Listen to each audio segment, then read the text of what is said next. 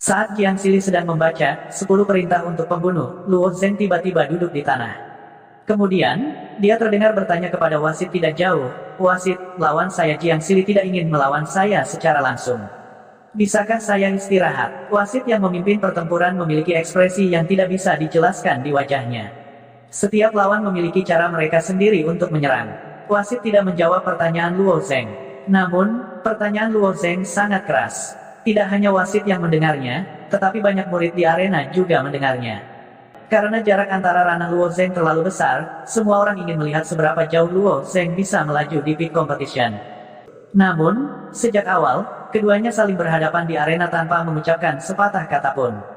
Mereka hanya bersilangan pedang sekali dan bahkan tidak saling bertabrakan. Pertempuran ini terlalu membosankan. Kata-kata Luo Zheng memperkuat kesan bahwa pertempuran ini membosankan. Atau lebih tepatnya, itu membuat semua orang mengerti bahwa pelakunya yang membuat pertempuran ini membosankan adalah Jiang Sili. Sial, ada apa dengan Jiang Sili ini?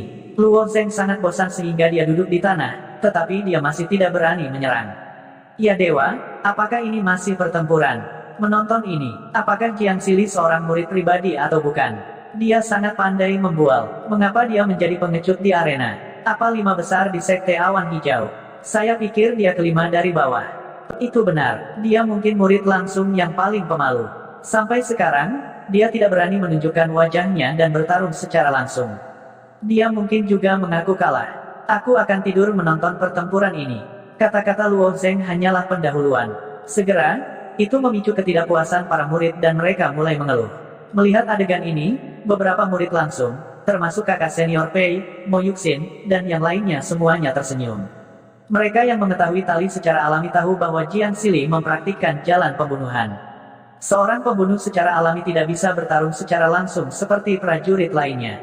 Ini setara dengan membiarkan seorang pemanah menyerang garis musuh di medan perang dan melawan tim kavaleri.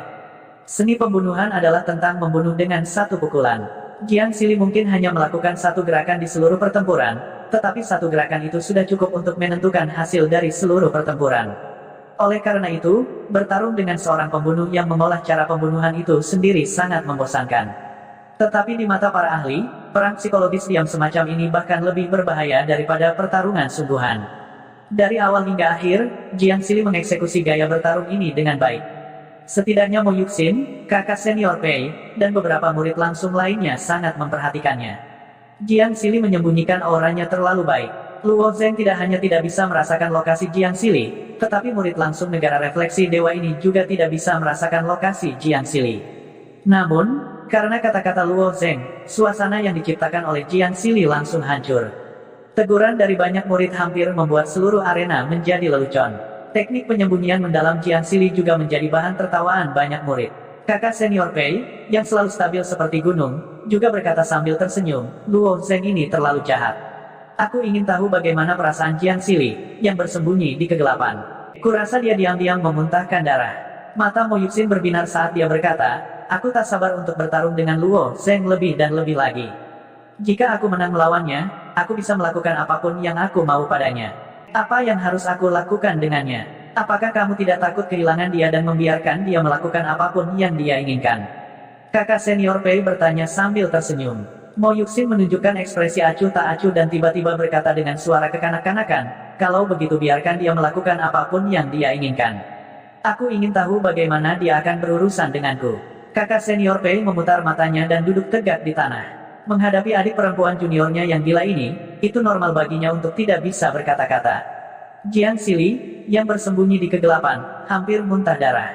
Dia agak mengerti mengapa guru ingin menyingkirkan pria tercela ini. Orang ini terlalu jahat. Mendengar kutukan para murid di luar arena, dia berharap dia bisa bergegas keluar dari arena dan memenggal kepala mereka satu persatu. Di mata Jiang Sili, para murid dari puncak seperti semut. Dia bisa mengalahkan mereka dengan jari kelingkingnya, tetapi mereka berani mengkritiknya dan bahkan memarahinya. Apa hak mereka untuk melakukannya? Itu semua salah Luo Zheng. Memikirkan hal ini, gelombang kebencian lain muncul di hatinya. Pada saat ini, Luo Zheng menoleh dan sepertinya menangkap sesuatu. Dia melihat ke arah Jiang Sili. Jantung Jiang Sili tiba-tiba terasa di tenggorokannya. Dia segera menekan kebencian ini dan terus melafalkan 10 perintah untuk pembunuh. Dari kesombongan, terburu-buru, marah, menahan diri. Dia ingin marah tetapi tidak berani membalas. Dia hanya bisa dengan paksa menekannya. Ini adalah cara terbaik untuk menyiksa orang. Jiang Xili sekarang dalam keadaan seperti itu. Awalnya, Jiang Xili berpikir bahwa dia dapat dengan mudah mengontrol ritme dan membuat Luo Zheng menjadi panik dan takut selangkah demi selangkah. Dia bisa menghancurkan pertahanan psikologis Luo Zheng sedikit demi sedikit dan membuatnya perlahan runtuh. Sekarang, semuanya terbalik. Saat Luo Zheng duduk santai di tanah dan bahkan menutup matanya untuk beristirahat, kutukan di luar arena menjadi semakin keras. Kemarahan di hatinya menjadi semakin sulit untuk ditekan. Dia tidak bisa mentolerirnya lagi. Jika ini terus berlanjut, keadaan pikiran Jiang Xili hanya akan semakin buruk. Akhirnya, posisinya akan benar-benar terungkap, jadi dia memutuskan untuk mengambil tindakan. Bisa juga dikatakan bahwa murid yang menduduki peringkat kelima di Sekte Awan Biru ini dipaksa untuk mengambil tindakan oleh para murid yang terus memaki di luar arena. Bayangan hitam yang awalnya mengambang dengan tenang di udara mulai berputar pada saat ini. Jiang Xili juga berputar bersama bayangan hitam. Meskipun Jiang Xili telah memilih untuk mengambil tindakan, para murid di luar arena masih tanpa henti. Jiang Xili ini akhirnya akan mengambil tindakan. Saya mendengar bahwa dia mempraktikkan cara pembunuhan. Seorang pembunuh harus mampu menahan kesepian.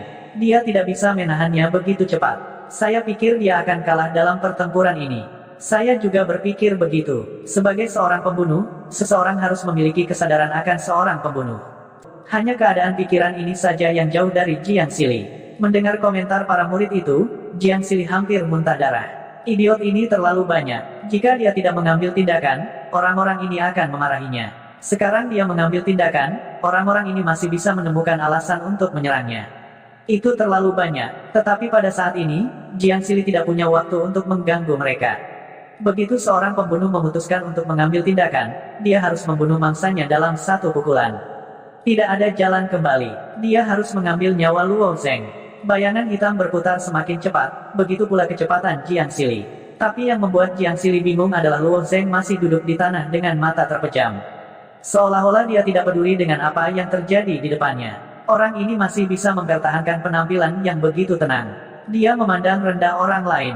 Jiang Xili akhirnya mengambil tindakan pada saat ini. Itu bukan urusanmu. Entah itu momentum atau apakah kamu benar-benar memiliki kepercayaan diri untuk menghadapinya. Pergilah ke neraka. Ketika seorang pembunuh memilih untuk mengambil tindakan, dia biasanya tidak akan menekan momentumnya. Itu seperti macan tutul yang bersembunyi di rumput. Saat itu menerkam kijang, itu akan mengeluarkan raungan. Raungan ini bisa menakuti mangsanya untuk waktu yang singkat. Jiang Xili adalah macan tutul yang mengaum, dan Luo Zheng jelas-jelas adalah kijang. Aura yang hampir nyata mengalir ke arah Luo Zheng. Aura ini adalah niat membunuh Jiang Xili. Selain itu, niat membunuh Jiang Xili sangat istimewa. Itu berisi bagian dari jiwa Jiang Xili. Dengan kata lain, serangan Jiang Xili mengandung serangan jiwa yang ganas.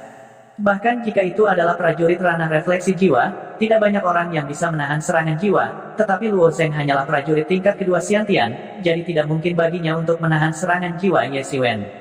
Jiang Xili telah mengumpulkan banyak informasi tentang Luo Zheng. Dia telah menyaksikan pertempuran antara Luo Zheng dan Wang Yanmiao dari awal hingga akhir. Jiang Xili juga memperhatikan detail. Pada saat itu, Wang Yanmiao sepertinya menyebutkan bahwa Luo Zheng sepertinya memiliki kartu truf. Sepertinya Luo Zheng juga tahu serangan jiwa. Tapi seberapa kuatkah jiwa prajurit tahap kedua bawaan? Oleh karena itu, Jiang Xili berpikir bahwa hanya menggunakan niat membunuhnya sudah cukup untuk mengubah Luo Zheng menjadi idiot. Luo Zheng, mari kita lihat bagaimana Anda memblokirnya. Karena Jiang Xili telah bergerak, tidak mungkin baginya untuk hanya memiliki serangan jiwa. Begitu seorang pembunuh bergerak, biasanya itu adalah hukuman mati. Tentu saja, jika itu adalah orang lain di arena, Jiang Xili mungkin akan menahan diri, atau dia mungkin tidak menyebabkan kerusakan fatal pada lawannya. Tapi sekarang Jiang Xili menganggap Luo Zheng sebagai orang yang harus dibunuh, dia tentu saja tidak akan menahan diri. Sama seperti Jiang Xili menggunakan serangan jiwanya, seberkas cahaya keluar dari tangannya. Itu adalah pedang pendek berbentuk ular. Pedang pendek ini adalah pusaka keluarga Jiang Xili, senjata abadi yang telah diturunkan selama ratusan tahun. Pedang pendek berbentuk ular ini secara alami jatuh ke tangan Jiang Xili. Pertama, gunakan serangan jiwa untuk mengacaukan pikiran lawan, lalu gunakan pedang pendek berbentuk ular ini untuk menggorok leher lawan. Metode pembunuhan ini sangat sederhana, tetapi tidak mungkin untuk diwaspadai. Secara umum, selama jiwa lawan tidak cukup kuat untuk menahan serangan jiwanya, mereka tidak akan bisa menghindari pedang pendeknya yang berbentuk ular. Meskipun tubuh fisik Luo Zeng sangat kuat, tidak mungkin baginya untuk memblokir pedang pendeknya yang berbentuk ular. Oleh karena itu, menurut Jiang Sili, Luo Zeng pasti akan mati dengan dua serangan ini. Mati, saya ditakdirkan untuk menjadi seorang pembunuh terkenal di dunia ini, dan Anda hanya akan menjadi seonggok tulang. Adapun belalang yang menertawakannya di arena, mereka ditakdirkan untuk memandangnya dan mendengarkan legendanya. Tapi saat metode serangan jiwa Jiang Sili memasuki pikiran Luo Zeng, tiba-tiba ada perubahan. Serangan jiwa, terus terang, adalah pertempuran di tingkat jiwa. Jiang Sili telah menelan rumput bergizi jiwa sejak dia masih kecil, membuat jiwanya jauh lebih kuat daripada orang biasa. Namun, jiwa Luo Zeng telah ditempa oleh tungku raksasa yang misterius. Penyiksaan yang tidak manusiawi itu bisa dikatakan telah membuat jiwa Luo Zeng mengalami transformasi total. Sebenarnya, bukan karena tidak ada cara untuk melatih jiwa. Beberapa pertapa juga akan menggunakan beberapa metode ekstrim untuk melatih jiwa. Masalahnya adalah bahwa jiwa adalah hal yang sangat rapuh. Jika seseorang tidak berhati-hati, kemungkinan besar jiwanya akan rusak. Jika itu lebih serius, seseorang mungkin menjadi idiot. Namun, sementara jiwa Luo Zeng ditempa oleh api hitam, itu juga diperbaiki oleh cahaya warna-warni di tungku raksasa. Orang bisa membayangkan kekuatan jiwa yang ditempa dengan cara ini. Sebagai perbandingan, jiwa Jiang Sili terlalu lemah. Oleh karena itu, di hadapan niat membunuh Jiang Sili, hati Luo Zeng hanya bergetar. Pada saat yang sama, setelah diserang oleh serangan jiwa Jiang Sili, mata Luo Zeng hanya berkedip sedikit dan dia tidak bereaksi. Pertempuran antara jiwa sering seperti ini. Pemenangnya bisa ditentukan dalam sekejap. Legenda mengatakan bahwa beberapa orang kuat bisa bertarung di ruang jiwa. Dua pembangkit tenaga listrik yang tiada taranya dapat menentukan pemenang hanya dengan bersaing dengan jiwa mereka. Pada saat itu, serangan jiwa hampir setara dengan kekuatan orang tersebut. Namun, tingkat persaingan itu jauh melampaui tingkat yang bisa dihadapi Luo Zeng dan Jiang Sili.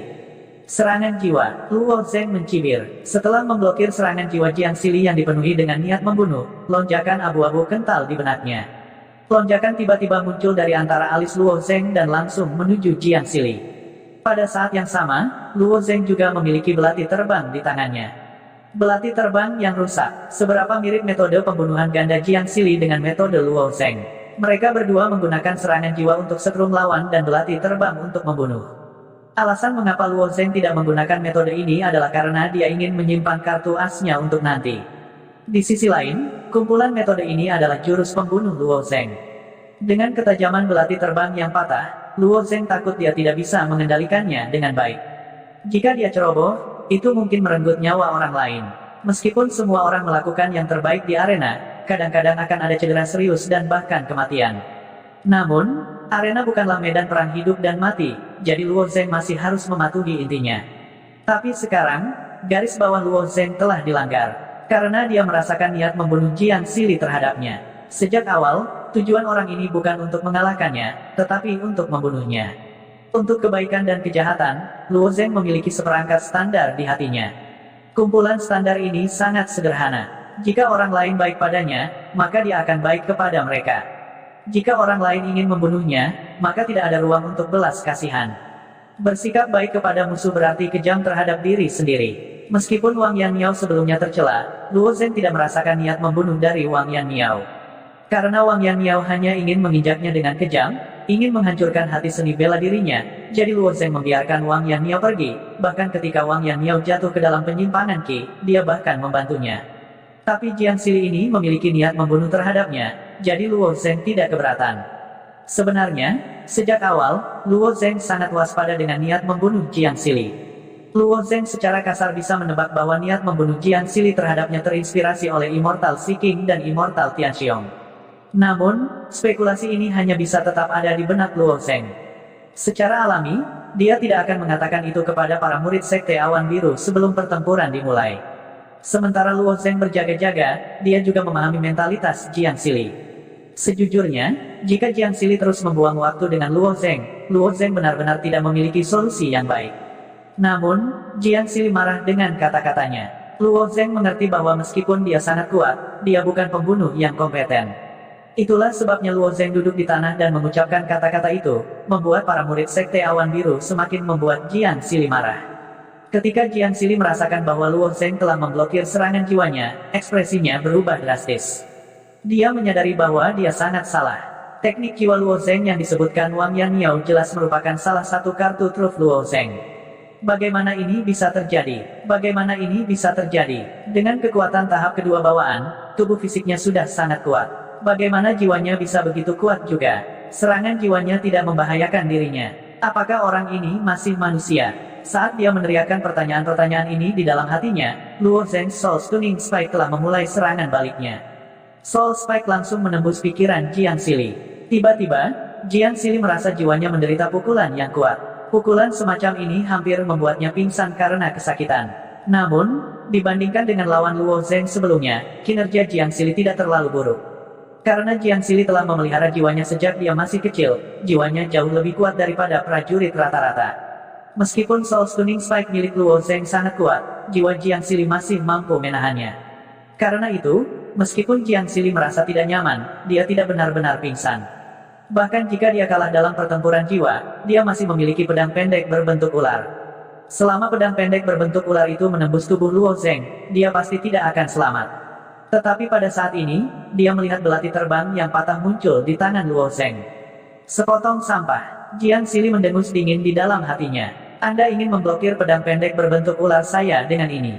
Belum lagi pedang pendeknya yang berbentuk ular adalah senjata abadi. Bahkan jika belati terbang yang patah di tangan Luo Zheng juga merupakan senjata abadi, karena rusak, esensi mata surgawi akan terus menghilang seiring waktu. Semakin rusak itu, semakin cepat menghilang. Melihat belati terbang yang patah di tangan Luo Zheng, Jiang Sili memperkirakan bahwa kekuatannya paling banyak setara dengan senjata roh tingkat rendah. Itu tidak bisa memblokir pedang pendeknya yang berbentuk ular sama sekali. Namun, Jiang Sili tercengang ketika dua sinar perak berpotongan. Belati terbang yang patah di tangan Luo Zheng langsung menjatuhkan pedang pendeknya yang berbentuk ular.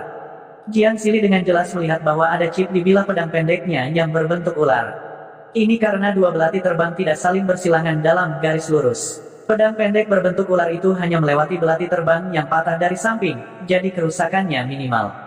Jika keduanya bertarung langsung, pedang pendek berbentuk ular Jiang Sili mungkin akan pecah menjadi dua bagian. Belati terbang macam apa ini? Itu masih memiliki kekuatan seperti itu bahkan setelah dihancurkan. Jiang Sili tercengang, tapi di tengah keterkejutannya, belati terbang yang patah terbang ke arah wajahnya. Melihat adegan ini, Jiang Sili ketakutan.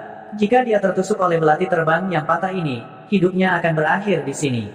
Naluri untuk bertahan hidup muncul di tubuhnya. Seluruh tubuhnya tiba-tiba bersandar, nyaris menghindari serangan belati terbang itu. Namun, belati terbang masih menyapu dahinya, meninggalkan garis darah di dahinya. Saat Jiang Sili mundur, dia segera bersembunyi di antara bayangan hitam di udara. Luo Zheng memiliki seringai di wajahnya saat dia berdiri dari arena. Dengan jentikan lembut tangan kirinya, belati terbang yang patah itu kembali ke tangannya. Kecepatan konfrontasi antara keduanya sangat cepat. Putaran konfrontasi ini hanya terjadi dalam sekejap, tetapi tingkat bahayanya jauh lebih besar daripada pertempuran sebelumnya. Banyak murid dapat melihat bahwa Luo Zheng dan Jiang Sili sedang bertarung dengan nyawa mereka yang dipertaruhkan. Para murid menahan napas saat mereka menyaksikan seluruh proses. Mereka tercengang beberapa saat sebelum mereka mulai berdiskusi. Itu terlalu berbahaya. Aku tidak menyangka Luo Zheng punya senjata juga. Senjatanya adalah belati terbang yang patah. Belati terbang itu jelas bukan barang biasa. Pedang pendek berbentuk ular di tangan Jiang Sili adalah senjata abadi. Namun, ketika bertabrakan dengan belati terbang Luo Zheng yang patah, pedang pendek berbentuk ular itu pecah berkeping-keping, sedangkan belati terbang yang patah tetap tidak terluka. Ini berarti bahwa tingkat belati terbang yang patah jauh melebihi senjata abadi. Luo Zheng ini benar-benar menyembunyikan kekuatannya. Aku ingin tahu kartu truf apa lagi yang dia miliki. Huff, kamu terlalu picik. Biarkan saya memberitahu Anda apa kartu truf lain yang dimiliki Luo Zheng. Baru saja, Luo Zheng dan Jiang Sili menggunakan belati terbang dan pedang pendek untuk menembak satu sama lain, tetapi sebenarnya, ada level lain, konfrontasi. Itulah konfrontasi jiwa. Sepertinya Jiang Sili kalah dari Luo Zheng dan menderita kerugian dalam konfrontasi jiwa. Ada banyak talenta di peak competition. Meskipun Luo Zheng dan Jiang Sili hanya bertukar pukulan sesaat, beberapa orang masih melihat misteri itu. Apa? Luo Zheng dilahirkan dengan kekuatan surgawi, dan tubuh fisiknya sangat kuat. Bahkan jika dia dihancurkan oleh alat roh, dia tidak akan terluka. Tidak apa-apa dia bisa melakukan ini. Bahkan jika Luo Zheng bertemu secara kebetulan, dia tidak akan bisa melakukannya. Namun, jiwa orang ini juga begitu kuat. Jika itu masalahnya, surga terlalu tidak adil. Kebanyakan pembudidaya memiliki preferensi. Seorang pendekar pedang gesit dan tajam, seorang pendekar pedang adalah tirani dan memiliki kekuatan penghancur yang kuat, dan seorang pembunuh pandai bersembunyi dan memiliki kemampuan untuk membunuh dalam satu serangan. Sangat sedikit orang yang bisa mahir dalam semua aspek. Lagi pula, ada terlalu banyak jenius di era ini. Jika seseorang kuat dalam setiap aspek, itu berarti ia lemah dalam setiap aspek. Pemain serba bisa biasa-biasa saja. Bahkan kultivator paling berbakat pun tidak bisa kuat dalam setiap aspek. Umur seseorang terbatas. Jika Anda menginvestasikan banyak waktu dalam satu aspek, Anda ditakdirkan untuk tidak dapat berkultivasi dalam aspek lain. Namun, Luo Zheng ini serba sempurna. Di mata banyak orang, ini hampir tidak mungkin, terutama ketika Luo Zheng baru berusia 17 tahun dan hanya di tahap kedua bawaan. Karena itu, dapat dimengerti bahwa semua orang tidak mempercayainya. Dengan kata lain, bukan karena mereka tidak percaya bahwa Luo Zheng mengalahkan Jiang Xili di tingkat jiwa barusan, tetapi mereka tidak percaya bahwa ada yang serba sempurna di dunia ini. Melihat semua orang tidak percaya, murid yang mengungkapkan kebenaran mendengus dingin dan menggelengkan kepalanya tanpa berbicara. Sebaliknya, orang lain keluar dan berkata, dia benar. Jiang Xili memang berada pada posisi yang kurang menguntungkan di tingkat jiwa. Saya tidak tahu seberapa kuat jiwa Luo Zheng, tetapi saya dapat yakin bahwa jiwa Jiang Xili jauh lebih lemah daripada jiwanya. Luo Zheng, kontes antara jiwa begitu mudah. Pemenangnya jelas dan tidak ada variabel untuk dibicarakan. Mendengar orang lain mengatakan hal yang sama, semua orang menarik napas dalam-dalam dari udara dingin, tertegun tak bisa berkata-kata. Tanpa sadar, Luo Zheng muncul dari puncak Xiaoyu yang tidak mencolok dan bersinar cemerlang di kompetisi lebar puncak. Kebanyakan orang tidak bisa dibandingkan dengan dia, karena Luo Zheng telah menjadi eksistensi yang mereka kagumi. Begitulah yang terjadi di antara orang-orang. Jika seseorang hanya sedikit lebih kuat dari Anda mungkin tertarik untuk bersaing dengannya. Namun, jika dia jauh lebih kuat darimu dan menjadi eksistensi yang kamu kagumi, maka kamu akan benar-benar menyerah untuk bersaing dengannya. Ini adalah situasi saat ini. Gambar Luo Zheng sudah menjadi gunung yang tidak dapat diatasi di hati mereka. Mungkin itu adalah sesuatu yang tidak akan pernah bisa mereka lewati seumur hidup mereka. Xi Jingtian melihat pertempuran di arena dan sedikit mengernyit. Dengan pengalamannya, dia secara alami bisa melihat risiko dalam pertempuran antara mereka berdua barusan. Dalam pertempuran hidup dan mati semacam ini, sedikit kesalahan perhitungan akan mengakibatkan kematian salah satu pihak. Bahkan mungkin kedua belah pihak akan binasa bersama. Namun, tidak mungkin bagi Xi Jingtian untuk menghentikan pertempuran karena ini. Untuk menjadi seniman bela diri yang kuat, mereka ditakdirkan untuk dibaptis dengan darah dan api. Inilah mengapa Sekte Awan Biru mengeluarkan begitu banyak misi berbahaya dan mengapa banyak seniman bela diri memilih untuk bergabung dengan tentara. Hanya dengan berjalan di ambang kematian mereka dapat memeras potensi mereka hingga batasnya. Namun, Xi Jingtian memiliki sedikit keraguan. Mengapa Jiang Xili berjuang begitu keras? Dia tampaknya tidak berjuang untuk kemenangan, tetapi murni karena dia ingin membunuh. Mungkinkah Luo Zheng dan Jiang Xili memiliki dendam? Meskipun Xi Jingtian mendorong murid-muridnya untuk sepenuhnya menunjukkan kekuatan mereka, keduanya adalah murid jenius dari Sekte Awan Biru. Bakat Luo Zheng menggerakkan Xi Jingtian dan membuatnya menghargai bakatnya. Xi Jingtian bahkan punya rencananya sendiri untuk masa depan Luo Zheng. Jika Luo Zheng benar-benar dibunuh oleh Jiang Xili, dia akan sedikit sedih. Pada saat ini, seorang sipir mengirim slip batu giok. Sipir dikirim oleh Penatuasu untuk memeriksa kultivasi Luo Zheng selama periode ini. Penatuasu mengambil slip batu giok dan menyerahkannya kepada Xi Jingtian. Xi Jingtian meraih slip batu giok dan melihat-lihatnya. Alisnya semakin berkerut. Penatuasu melihat ekspresi jelek Xi Jingtian dan bertanya, Tuan Sekte, apa yang tercatat di slip batu giok? Xi Jingtian melemparkan batu giok itu kepada Penatuasu dan berkata, lihat sendiri. Penatuasu membuka slip batu giok untuk melihat, dan ekspresinya berubah drastis. November, Flaming Sun, Luo Zheng memasuki Illusion Fishbowl untuk pertama kalinya berkultivasi dan menyelam sejauh 130 meter. Untuk dapat menyelam ke level ini di tahap pertama alam bawaan, dia memang jenius tak tertandingi dari sekte kami. Jika dia cocok untuk dilatih, dia pasti akan bersinar. Sipir Chao, hormat padamu. Desember, hari air, Luo Zheng memasuki platform cahaya pedang 7 bintang untuk pertama kalinya. Pada tingkat kesulitan ke-8, ia menembus 100 meter dan memahami esensi pedang. Sejak pendirian sekte kami belum pernah melihat yang seperti itu, seorang murid. Sulit untuk menggambarkan bakatnya bahkan jika itu hanya terlihat sekali dalam 10.000 tahun, Warden Song, dengan hormat milikmu. Ekspresi Penatuasu menjadi semakin jelek saat dia membaca ini. Si Jingtian mencibir, dia menerobos tingkat kesulitan ke-8 saat pertama kali memasuki platform cahaya pedang bintang 7. Huff, sejak berdirinya Sekte Langit Azure, saya khawatir tidak pernah ada murid yang mengerikan seperti itu. Selanjutnya, dia bahkan memahami esensi pedang. Tampaknya Luo Zheng masih menyembunyikan kekuatannya. Jika bukan karena kompetisi puncak, saya khawatir saya tidak akan tahu tentang keberadaannya. Kedua sipir ini telah menemukan milik Luo Zheng, bakat luar biasa. Jika mereka dapat menemukan Luo Zheng, mereka secara alami akan diberi hadiah.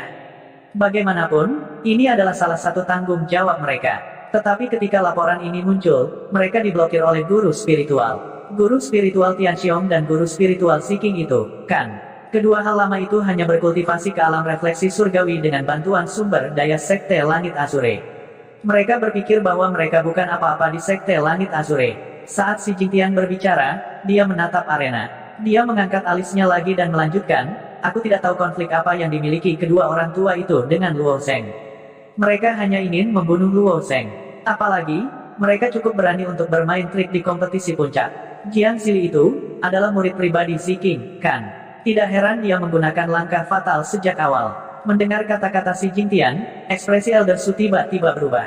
Dari slip batu giok, Ziking dan Tianxiong memang memiliki konflik dengan Luo Zheng. Namun, terlalu melanggar hukum bagi mereka untuk membiarkan murid pribadi mereka membunuh Luo Zheng di kompetisi puncak. Penatua Su juga memperhatikan apa yang dikatakan si Jingtian. Dilihat dari metode Jiang Xili barusan, Ziking dan Tianxiong memang melakukannya. Sekte Master Xi, haruskah aku turun dan mengakhiri pertempuran ini? Penatua Su bertanya, meskipun bukan hal yang baik untuk mengakhiri pertempuran secara tiba-tiba, situasi hari ini istimewa. Tidak perlu. Tanpa diduga, si Jingtian melambaikan tangannya dan berkata, lihat situasi saat ini. Jiang Xili mungkin bukan lawan Luo Zheng. Mari kita amati situasinya dulu. Di arena, pertempuran antara Luo Zheng dan Jiang Xili masih berlangsung. Karena belati terbang Luo Zheng yang patah telah muncul, dia tidak perlu menyembunyikannya lagi. Metode penyembunyian Jiang Xili sangat pintar, tetapi arenanya hanya begitu besar. Hanya ada ratusan bayangan hitam di arena, dan Jiang Xili ditakdirkan untuk bersembunyi di salah satunya. Pantom Setan Surgawi. Luo Zheng mengendalikan 6 hantu setan surgawi untuk terus-menerus melewati bayangan hitam. The Heavenly Demon Phantom terus-menerus menembus bayangan hitam. Jika Jiang Xili disembunyikan di antara mereka, dia pasti akan dikalahkan oleh hantu setan surgawi. Pada saat yang sama, belati terbang yang patah di tangan Luo Zheng berputar liar di sekelilingnya. Setiap kali belati terbang yang patah bergema, itu bisa langsung menembus lebih dari selusin bayangan hitam. Sama seperti itu, bayangan hitam akan menyaring satu persatu dan memaksa Jiang Xili keluar. Tepat ketika Luo Zheng membersihkan sudut, belati terbang yang patah itu melesat ke arah bayangan hitam di depannya. Salah satu bayangan hitam muncul. Itu Jiang Xili, yang tersembunyi di antara mereka. Jiang Xili melompat keluar dan sekali lagi menembakkan pedang pendek berbentuk ular di tangannya. Melihat pedang pendek berbentuk ular, Luo Zheng mencibir dan belati terbang yang patah bertemu langsung. Dentang, saat belati terbang dan pedang pendek berpotongan, pedang pendek berbentuk ular itu sekali lagi terkelupas. Sisi kiri dan kanan pedang pendek berbentuk ular itu telah hancur. Jika terkena belati terbang Luo Zheng yang patah lagi, itu mungkin akan pecah menjadi 2 dan hancur. Jiang Xili menderita, dia dikejar oleh Luo Zheng. Dibandingkan dengan lawan Luo Zheng sebelumnya, dia tampaknya berada dalam kondisi yang lebih buruk. Faktanya, dia lebih kuat dari Wang Yanmiao dan yang lainnya. Setidaknya, dia lebih kuat dari kebanyakan murid langsung. Jika kekuatan Jiang Xili diperhitungkan, kekuatannya memang bisa berada di peringkat 5 besar Sekte Awan Biru, atau bahkan lebih tinggi. Karena 2 gerakan pembunuhnya adalah sesuatu yang bahkan murid pribadinya tidak dapat menahannya. Sama seperti setengah tahun yang lalu, Luo Zheng juga menggunakan serangan jiwa yang dikombinasikan dengan belati terbang yang rusak untuk hampir mengambil nyawa Wang Yanmiao. Jiang Xili menggunakan kekuatan alam refleksi jiwa untuk menampilkan kekuatan kedua gerakan ini. Namun, 2 gerakannya ini sepenuhnya dimentahkan oleh Luo Zheng. Serangan jiwa tidak hanya tidak berpengaruh pada Luo Zheng, tetapi juga dilawan oleh Luo Zheng. Adapun serangan diam-diam dengan belatinya, Luo Zheng tidak tahu di mana dia mengambil pisau terbang yang patah di tangannya, tetapi kekuatan pisau terbang yang compang camping itu 10 kali lebih kuat dari belatinya.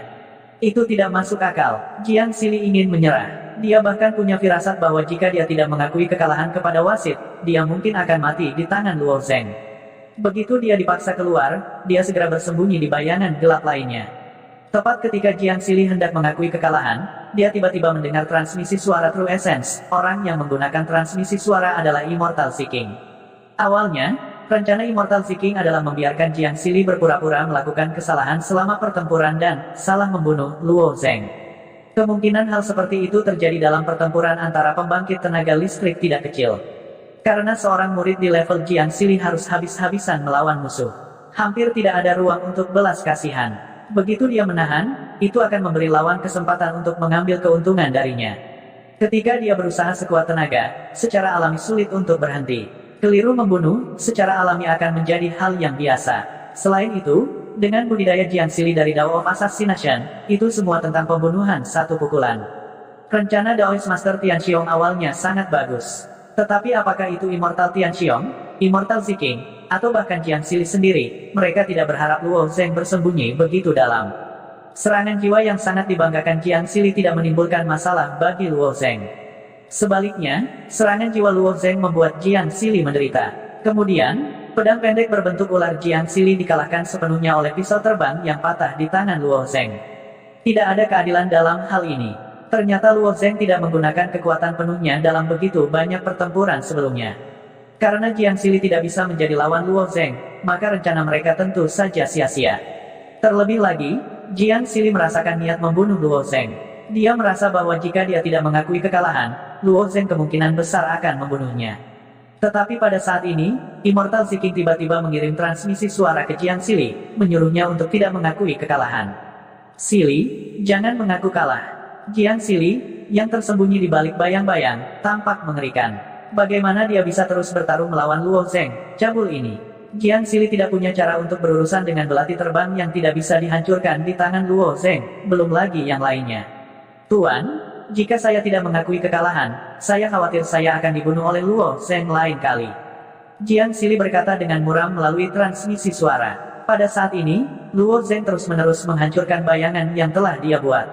Tidak butuh waktu lama bagi Luo Zeng untuk memaksa Jiang Xili keluar dari bayang-bayang. Setelah Jiang Xili terungkap, dia pasti tidak akan menjadi lawan Luo Zeng. Jangan takut, Xili. Aku punya cara. Aku bisa menggunakan beberapa trik untuk mengendalikan barisan besar di arena dan mengalihkan salah satu seranganku. Kamu hanya perlu membantu menutupinya dan membiarkan semua orang berpikir bahwa kamu orang yang menggunakan jurus ini. Aku yakin bisa membunuh Luo Zeng dalam satu gerakan. Kata Ziking abadi lagi. Begitukah? Apakah kamu tidak takut bahwa para tetua lainnya akan mengejar masalah ini? Jiang Xili memandang Luo Zeng, yang terus-menerus menghancurkan bayangan, dengan keraguan di matanya.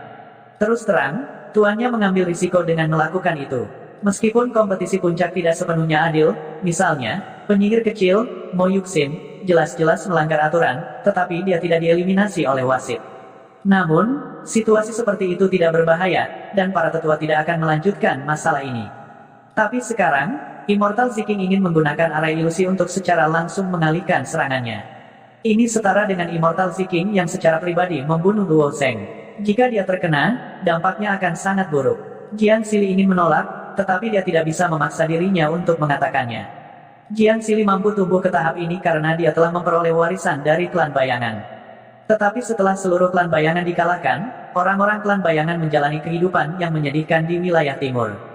Ketika Sekte Awan Biru tahu bahwa Jiang Xili berasal dari klan bayangan, mereka tidak memberinya kesempatan untuk bergabung dengan Sekte Awan Biru. Tapi karena perlindungan Immortal Seeking, Jiang Xili menjadi murid Sekte Awan Biru dan membuat pengecualian untuk menerimanya sebagai murid Sekte Dalam. Jiang Xili ingin menolak kebaikan antara guru dan murid ini, tetapi dia tidak bisa memaksa dirinya untuk mengatakannya. Jangan takut, mereka mungkin tidak menyadarinya. Jadi bagaimana jika aku membunuh Luo Zeng? Ada banyak orang yang ingin Luo Zeng mati, tetapi seharusnya tidak ada orang yang ingin membuatnya tetap hidup. Hehe, bersiaplah. Ziking abadi mentransmisikan suaranya lagi. Faktanya, jika Immortal Seeking sendirian, dia mungkin tidak mengambil risiko seperti itu. Tapi dia memiliki Immortal Tianxiong di sampingnya, jadi dia berpikir untuk menggunakan metode ini. Harus dikatakan bahwa ini adalah langkah yang berbahaya. Jiang Xili siap untuk berkomunikasi lebih banyak atau membujuk tuannya, tetapi dia tidak mengharapkan Immortal Seeking untuk bergerak secara langsung. Ada formasi ilusi raksasa yang mengelilingi arena kompetisi All Peak. Formasi ilusi raksasa inilah yang menyediakan semua jenis energi dan penghalang. Beberapa penghalang digunakan untuk memisahkan arena menjadi beberapa arena. Fungsi terpenting dari formasi ilusi adalah untuk menahan akibat dari pertempuran para murid di dalam arena, untuk mencegah murid-murid yang tidak bersalah yang menonton pertempuran dilukai di luar arena. Tentu saja, karena susunan ilusi ini dipasang di sini, itu pasti memiliki lebih dari satu kegunaan. Sebagai dewa dari Sekte Awan Biru, dia akrab dengan misteri susunan ilusi. Dengan menggunakan trik susunan ilusi, dia bisa mengirimkan serangan. Luo Zeng, mati. Immortal Tianxiong membuka bagian yang terhubung ke arah ilusi, dan kemudian Immortal Seeking meluncurkan serangan. Di samping Jiang Xili, pusaran air tiba-tiba muncul. Pusaran air itu tersembunyi di bawah bayangan yang sama dengan Jiang Xili, jadi baik Luo Zeng maupun banyak murid Sekte Awan Biru tidak bereaksi tepat waktu. Pada saat ini, semua orang masih membicarakan serangan balik Luo Zeng terhadap Jiang Xili. Tetapi pada saat ini, Luo Zeng tiba-tiba merasakan kekuatan besar muncul di salah satu bayangan. Luo Zeng mengangkat alisnya dan memegang pisau terbang yang patah secara horizontal di depan dadanya. Ekspresinya sangat serius, dan ada sedikit keraguan dalam ekspresinya yang serius. Serangan yang mengumpulkan kekuatan dalam bayangan benar-benar membuat Luo Zeng gemetar ketakutan.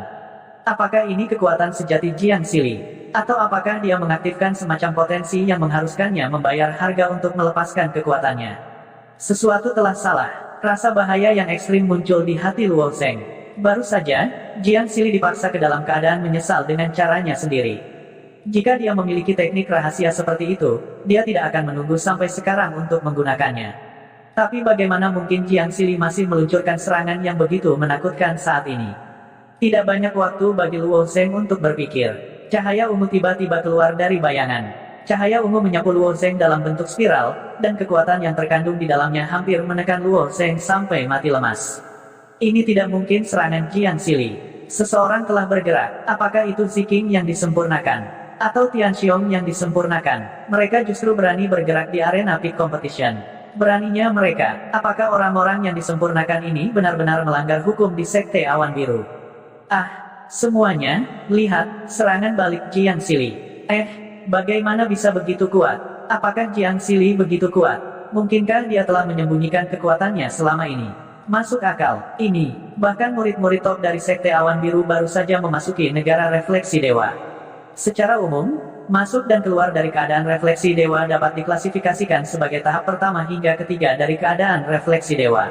Ketika kultivasi seseorang mencapai tahap ketiga dari keadaan refleksi dewa, Sekte Awan Biru umumnya akan mengatur hal-hal tertentu untuk para murid ini. Misalnya, mereka yang memiliki bakat luar biasa mungkin memiliki kesempatan langka untuk direkomendasikan ke Aula Awan, sementara beberapa murid akan memilih untuk bergabung dengan tentara kekaisaran dari Kerajaan Langit yang terbakar dan mendapatkan pengalaman melalui pembunuhan. Misalnya, Jenderal Naga Terbang Sun Feilong pernah menjadi anggota Sekte Awan Biru. Namun, dia tidak cukup berbakat dan tidak memenuhi syarat untuk memasuki Cloud Hall, jadi dia memilih untuk bergabung dengan musuh. Lebih banyak murid akan memilih untuk menjadi sipir dan menjadi anggota Sekte Awan Biru. Dari sipir ke Hall Master, Elder, wakil pemimpin sekte, dan seterusnya. Tidak peduli seberapa kuat Jiang Xili, dia hanya berada di tahap kedua dari alam refleksi surgawi. Namun, kekuatan gerakan yang dia gunakan barusan jauh melebihi kekuatan alam refleksi surgawi. Itu setara dengan kekuatan penuh dari ahli realem refleksi surgawi. Bahkan wasit yang biasanya tanpa ekspresi memiliki ekspresi heran di matanya saat ini. Para jenius di puncak gunung juga terkejut. Mereka tidak menyangka Jiang Xili akan mempersiapkan serangan yang begitu menakutkan. Bagaimana Luo Zeng bisa memblokir gerakan ini? Tekanan yang dirasakan Luo Zeng saat menghadapi serangan ini sangat luar biasa. Jika dia tahu bahwa Jiang Xili bisa melepaskan serangan yang begitu kuat, dia bisa menggunakan ki iblis surgawinya untuk melahap bayangan hitam dan memadatkannya menjadi serangan yang kuat untuk melakukan serangan balik. Tidak, meski begitu, itu tidak berguna. Serangan ini jauh dari apa yang bisa dia blokir. Saat itu, Luo Zeng pernah memblokir serangan dari Taoist Tianxiong di peringatan gunung. Tetapi pada saat itu, Taoist Tianxiong dalam keadaan kaget dan marah. Meskipun dia tidak menahan diri, dia tidak terlalu serius. Bagaimanapun, Luo Zeng hanyalah bentuk kehidupan bawaan. Bagaimana dia bisa layak menerima serangan kekuatan penuh dari ahli iluminasi surgawi? Tapi serangan hari ini berbeda. Yang Mulia Ziking telah mempersiapkannya sejak lama. Dia menggunakan jurus ini dengan harapan bisa membunuh Luo Zeng dalam satu gerakan. Oleh karena itu, dia menggunakan jurus pembunuh paling kuat Yang Mulia Ziking. Bagaimana Luo Zeng bisa memblokir kekuatan penuh dari seorang ahli realem refleksi surgawi? Dia harus memblokirnya bahkan jika dia tidak bisa. Hati seni bela diri Luo Zheng sangat tajam, jauh melebihi prajurit biasa. Meskipun Luo Zheng tidak mengerti bagaimana Jiang Xili bisa begitu kuat, dia curiga bahwa ini bukan serangan Jiang Xili sendiri. Menghadapi serangan ini, Luo Zheng lemah seperti kelinci dan cahaya ungu menerkam ke arah Luo Zheng seperti singa. Tapi Luo Zheng masih tak kenal takut. Ketakutan hanyalah alasan yang digunakan oleh yang lemah untuk membela diri. Itu adalah emosi yang tidak berguna. Pada saat ini, Luo Zheng mengangkat 6 hantu iblis surgawi satu demi satu, membentuk garis lurus dan menghalangi jalan cahaya ungu. Puf engah-engah-engah, hantu setan surgawi yang tak terkalahkan langsung ditembus oleh cahaya ungu. Langkah ini terlalu kuat, kekuatannya telah mencapai tingkat yang aku tidak bisa mengerti. Melihat bahwa hantu setan surgawi tidak berpengaruh, Luo Zheng menembakkan belati terbang yang patah di tangannya ke cahaya ungu. Suara mendesing, belati terbang yang patah itu setajam biasanya. Bahkan cahaya ungu yang kuat ini tidak dapat menghancurkan belati terbang yang patah. Belati terbang yang patah menggunakan bilah tajamnya untuk memotong cahaya ungu menjadi 2. Tapi itu tetap tidak berguna. Cahaya ungu hanyalah serangan energi yang terbentuk dari Vital Essence. Setelah dipotong, itu terbelah menjadi 2 dan terus menembak ke arah Luo Zheng. Karena dia tidak bisa memblokirnya, Luo Zheng hanya bisa memilih untuk mundur. Di luar arena pertarungan, banyak orang mengepalkan tinjunya rat-rat. Sudah berakhir, Luo Zheng mungkin tidak bisa menerimanya. Jiang Xili terlalu menakutkan. Aku khawatir Jiang Xili mengorbankan hidupnya untuk melepaskan serangan ini. Jika ini adalah serangan Jiang Xili, maka aku khawatir tempat pertama kompetisi puncak akan menjadi milik Jiang Xili. Siapa yang dapat memblokir serangannya? Hua Tianming, Pei Tianyao, Mo Yuxin, Xie Yun. Tidak ada yang bisa, tidak seseorang dapat memblokirnya. Namun, tepat ketika semua orang berpikir bahwa Luo Zheng akan dikalahkan dan bahkan mungkin mati karena serangan ini, raungan keras tiba-tiba datang dari tidak jauh dari ring pertempuran. Lancang, lancang, lancang, lancang, lancang. Suara keras bergema di antara lembah-lembah. Raungan keras ini seperti auman binatang buas kuno. Itu menempuh jarak ratusan mil. Semua orang di seluruh sekte langit biru mendengarnya dengan jelas. Terlepas dari apakah para murid yang dihukum di Gunung Api Penyucian atau murid sekte dalam dan luar dari 33 puncak, beberapa ratus ribu murid merasakan telinga mereka berdenging pada saat yang sama. Siapa itu? Siapa yang mengeluarkan raungan yang begitu menakutkan? Sepertinya datang dari bawah gunung. Jauh sekali, tapi sebenarnya mengeluarkan suara yang begitu keras. Apakah ini manusia? Beberapa wajah murid sekte luar juga berubah pucat pasi. Dalam imajinasi para murid sekte luar ini, seseorang yang bisa melepaskan jenis raungan keras ini setidaknya harus menjadi sosok legendaris. Jika bahkan para murid dari 33 puncak memiliki reaksi seperti ini, maka reaksi para murid di sekitar kompetisi puncak dapat dibayangkan dengan baik. Gelombang suara yang dilepaskan oleh raungan keras itu tumpang tindih lapisan demi lapisan, melemparkan beberapa murid dan bahkan instruktur ke tanah. Hanya beberapa orang yang berhasil bertahan, seperti Hua Tianming, Xie Yun, dan para murid pribadi itu. Namun, semua wajah mereka pucat. Jelas, untuk menahan gelombang suara yang menakutkan ini, mereka telah menghabiskan cukup banyak primordial ki. Kuncinya adalah bahwa gelombang suara ini sebenarnya adalah energi yang sangat padat. 99% gelombang suara mengembun menjadi riak kuning cerah, langsung mengalir ke arena dan merobek cahaya ungu itu menjadi berkeping-keping. Pada saat yang sama, Jiang Xili, yang bersembunyi di bayang-bayang, juga tersandung keluar dari bayang-bayang. Posisi di mana dia bersembunyi berada di dekat riak kuning cerah, jadi dia menderita kerusakan paling besar. Saat ini, wajahnya sudah sepucat kertas. Setelah jatuh dari udara, dia menjerit dan meludahkan seteguk darah ke tanah. Kontrol gelombang suara ini juga sangat presisi, bahkan sangat presisi. Setelah merobek cahaya ungu di depan Luo Zheng, itu tiba-tiba menghilang. Meskipun Luo Zheng juga terpengaruh oleh energi yang keluar dari gelombang suara, dampaknya tidak besar. Siapa yang barusan berteriak, kurang ajar? Itu benar-benar memiliki kekuatan yang mengerikan, bahkan mata Luo Zheng mengungkapkan sedikit keheranan. Untungnya, gelombang suara ini tidak ditujukan padanya. Jika itu diarahkan padanya, dia takut dia akan hancur berkeping-keping oleh gelombang suara. Setelah beberapa saat, seorang pria parubaya perlahan melayang di udara. Itu adalah pemimpin sekte Blue Cloud Sekte, Xi Jingtian. Dan Penatua Su juga mengikuti di belakang Xi Jingtian. Orang yang baru saja menyerang seharusnya pemimpin sekte. Sangat kuat, tampaknya auman pemimpin sekte menyelamatkan Luo Zheng.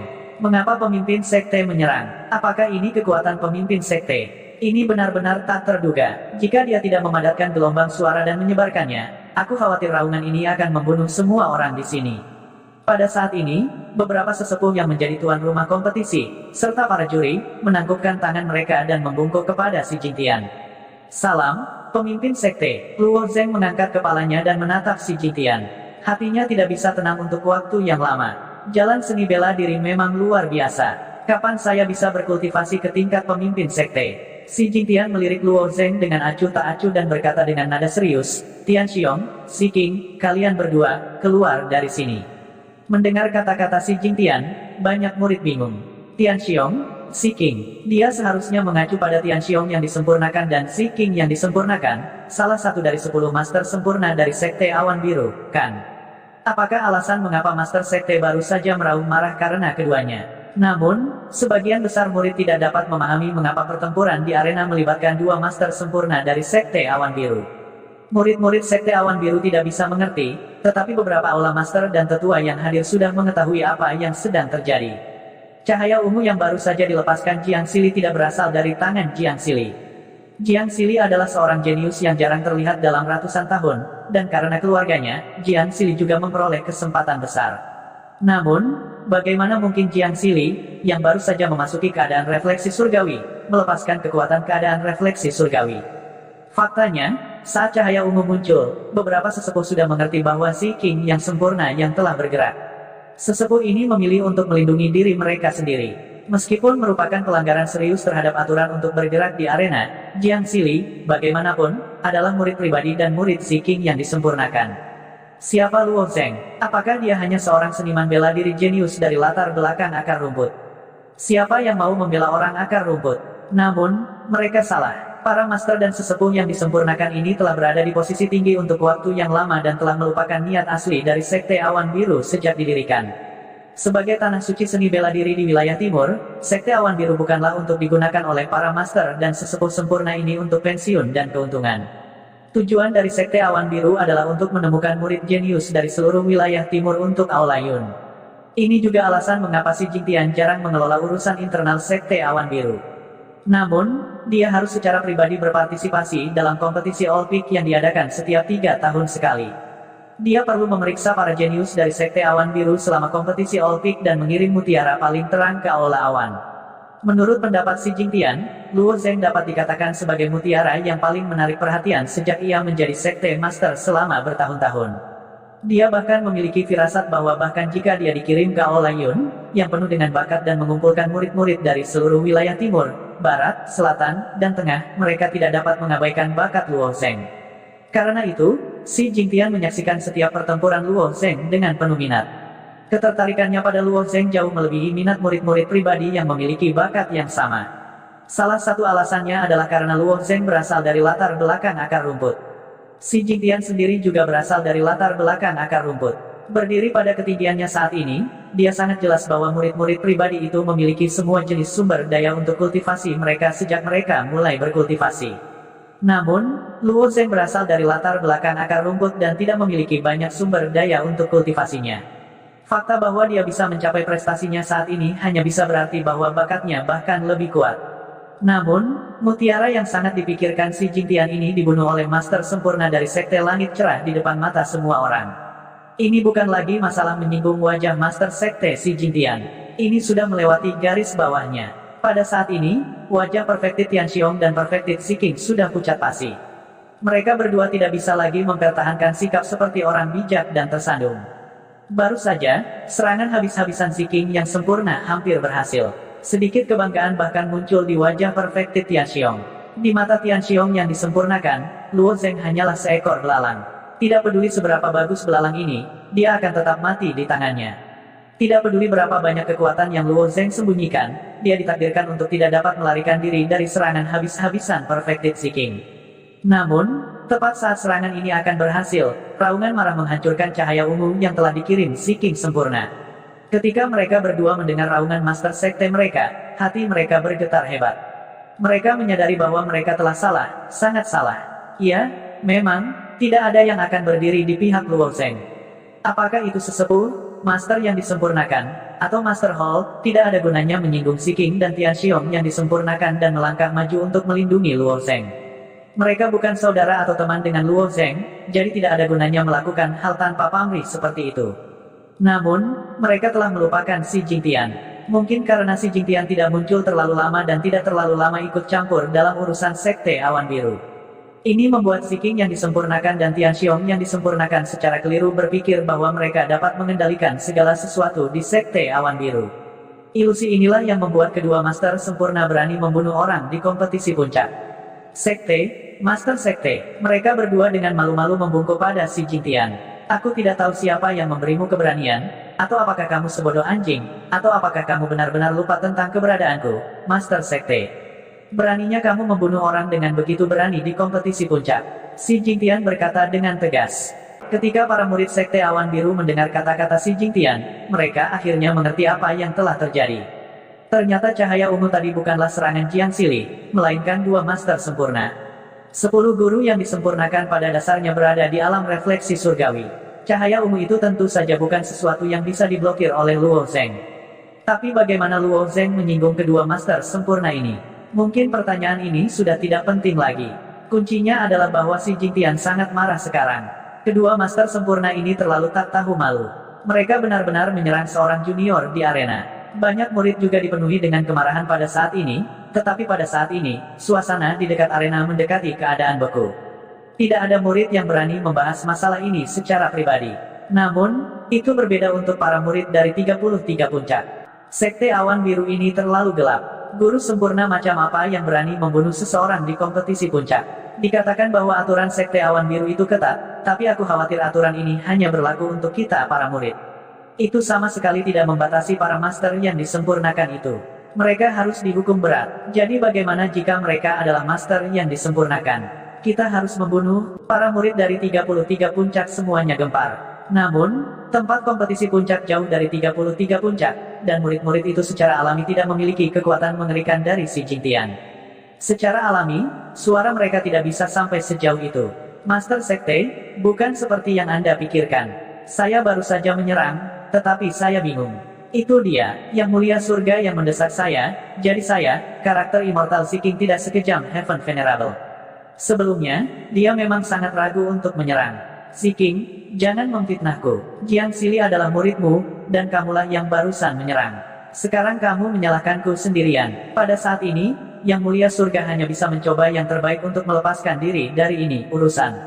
Namun, ketika Yang Mulia Surga berbicara, dia sudah memperhatikan niat membunuh di mata Si Jingtian. Dia tiba-tiba menyadari bahwa Si Jingtian sudah ingin membunuhnya. Membunuh seorang murid yang berpartisipasi dalam kompetisi selama kompetisi puncak disaksikan oleh semua murid dari Sekte Awan Biru. Jika tidak ada yang membayar harganya, reputasi Blue Cloud Sect akan sangat rusak. Berapa harganya? Jawabannya jelas. Memikirkan hal ini, Yang Mulia Surga tiba-tiba melesat ke langit, berubah menjadi garis lurus, dan terbang dengan panik ke satu arah. Dibandingkan dengan karakter ragu-ragu Immortal Seeking, Heaven Venerable kejam dan tegas. Dia langsung mengenali situasinya. Jika dia tinggal di sini, hanya akan ada satu hasil, dan itu adalah kematian. Lebih baik melarikan diri dengan sekuat tenaga.